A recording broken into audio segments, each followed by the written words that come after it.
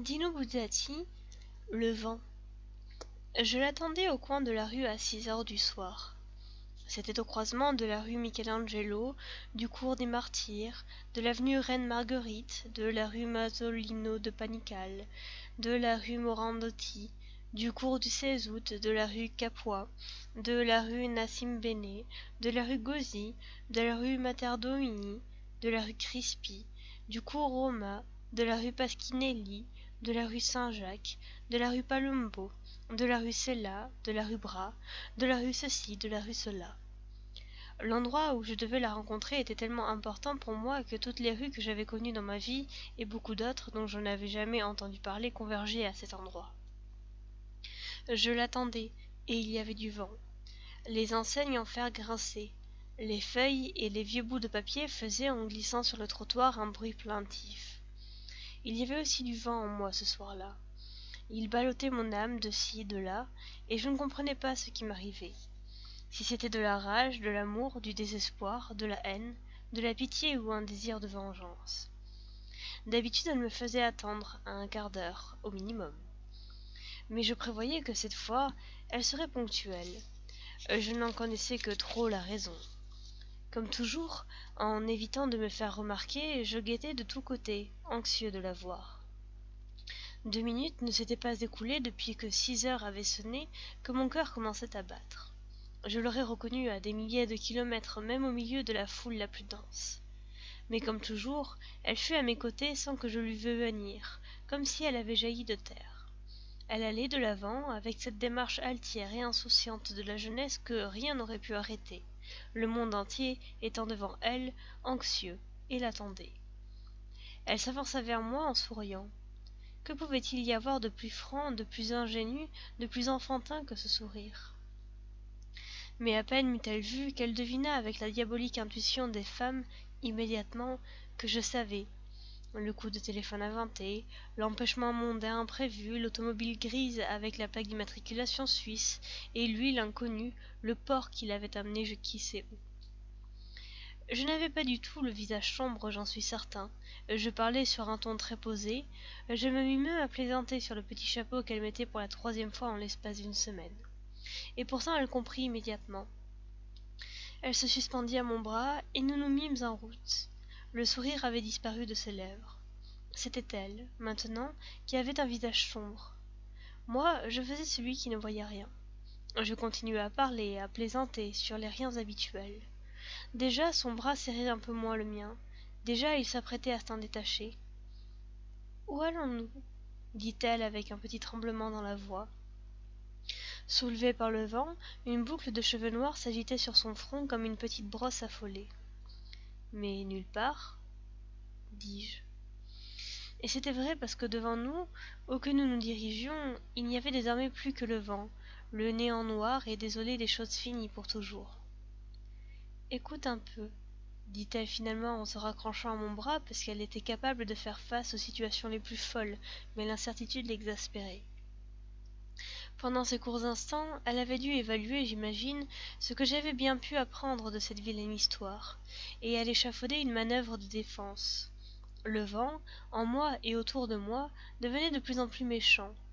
Je sentais siffler dans mes oreilles un gémissement qui devenait de plus en plus assourdissant.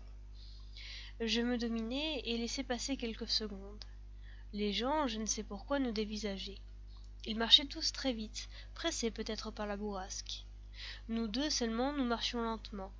Je savourais à l'avance son mensonge. Je savais déjà qu'il serait parfait, construit de façon à ne pas laisser le plus faible interstice par où le doute aurait pu s'insinuer. Je savais que je me trouverais impuissant à l'affronter, et qu'une fois de plus je serais battu. « Hein ? Quoi donc ? dis-je. « Écoute, chérie, répéta-t-elle. Elle ne devait pas se sentir sûre d'elle. Qui sait quelle histoire encore plus parfaite elle devait être en train de ruminer. Je me taisais. Je n'arrivais pas à comprendre comment je réussirais à me dominer aussi bien, moi, qui suis habituellement si déplorablement faible. « Je voulais te dire, commença-t-elle, qu'hier soir... » Mais à ce moment, une rafale rageuse nous atteignit et emporta le reste de sa phrase, à moins qu'elle ne l'ait pas terminée. « Comment ? J'étais détaché et indifférent, comme s'il s'agissait d'une conversation futile. Je jetai ma cigarette. Fumer avec ce vent, c'était impossible. Hier soir, reprit-elle, et elle prenait une voix intime et affectueuse en se blottissant contre moi. Hier soir, tu sais, je ne suis pas allée où je t'avais dit. Une onde glacée déferla sur mon âme. Une désolation, une peur que je n'avais pas prévue. Si au lieu de mentir pour la première fois elle me disait la vérité, que pouvais-je faire? Qu'allais-je faire? Je sentis que mon visage pâlissait, devenait terreux et prenait une expression de désarroi. Mais elle ne me voyait pas. Elle parlait en regardant devant elle, vers ce vide immense. Mon Dieu, suppliai-je lâchement en moi-même, faites qu'elle me raconte un mensonge, qu'elle me raconte des histoires encore une fois, qu'elle me tranquillise. Mais elle était désormais lancée, et elle glissait toujours plus vite vers le précipice de la sincérité. Évidemment, elle pensait que je savais déjà tout, alors qu'en réalité, je ne possédais que quelques fragments de soupçons. C'est pour cela qu'elle ne se risquait pas à mentir. À ce moment, nous longions les jardins et les longs mugissements provenaient de la masse désormais noire des arbres. « Je suis allée danser avec Terlizzi, dit-elle après une longue pause. Tu le connais? Mon bras auquel elle s'appuyait était devenu inerte. Si je le connaissais, cet imbécile qui se donnait des airs. Non, jamais entendu son nom, dis-je. Nous marchions justement contre le vent. Son bras se détacha du mien. Si elle me confesse tout, pensai-je, cela signifie que désormais elle ne m'aime plus. Si elle m'était tant soit peu attachée encore, qui sait les merveilleuses craques qu'elle m'aurait imaginées. Quelque chose de nouveau était en train de s'élaborer en moi, une sorte de cube de pierre glacée qui se gonflait. Je trouvai une voix suffisamment calme et atone pour demander « Et après ?»« Comment ? Et après ?» fit-elle sans plus de tremblement dans la voix, sûre d'elle, au contraire, avec cette détermination crâne d'aller jusqu'au fin fond des choses. Et il y avait même, me semblait-il, un soupçon d'ironie. Nous marchions séparés. Je ne savais plus de quel côté nous nous dirigions, et elle ne me le demandait plus. Et après être allée danser, je veux dire. Après, qu'est-ce que tu as fait? Pourquoi se mit-elle à rire? Quelle méchanceté l'inspira aussi maladroitement? D'ailleurs, comment pouvait-elle prévoir? Moi-même, je me connaissais si peu. J'aurais jamais pensé que, dans un cas pareil, je serais capable de me dominer autant. Elle rit, et le vent, par un hasard singulier, se déchaîna à l'improviste. Il nous assaillit de front. Il semblait qu'il était fermement décidé à nous arrêter. Il nous criait aux oreilles « Arrêtez-vous! Arrêtez-vous! Retournez en arrière, il en est encore temps !» Les vêtements plaqués au corps sous la violence de l'air, comme peints sur des corps nus. Mais moi, toujours têtu. Et elle ne protestait pas. Pour avancer, nous tenions le front penché comme les buffles qui chargent. Chaque pas coûtait un effort. Et il y avait aussi, dans cette lutte contre le vent, une exaltation perverse. Nous nous sentions intensément vivants, dramatiques, différents. Jusqu'au moment où il souffla vraiment trop fort, et il nous brisa, c'est du moins l'impression que nous ressentîmes.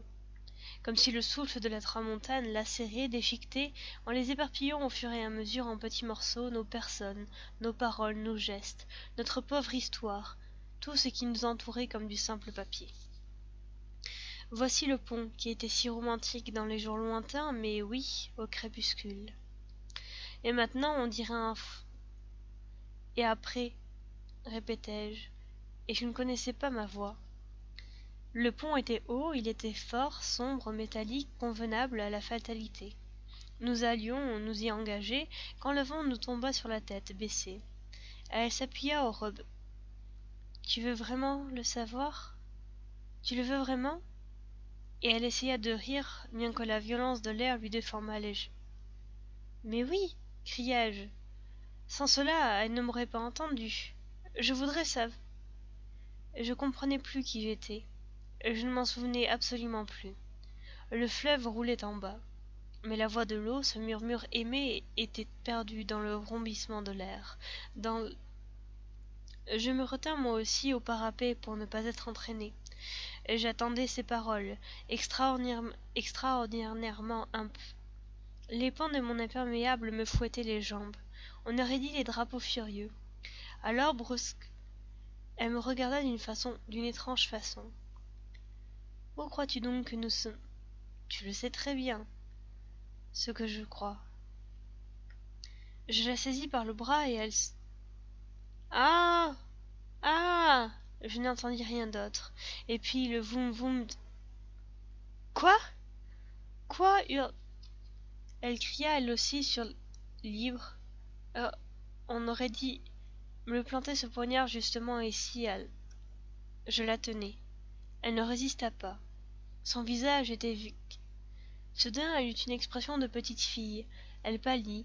Deux grands yeux épouvent quelque chose en moi impossible de résister, comme une gigue pincette de fer. Elle gémit. Non, non, pleura-t-elle. Ce n'est... Elle gémit. Ce n'est pas vous. Elle... Ce fut tellement facile. Je n'y cr... Son petit visage en appuyant pendant une de cette adorable pâleur sur le fond ténébreux au milieu des on entend le le plouf. Fin.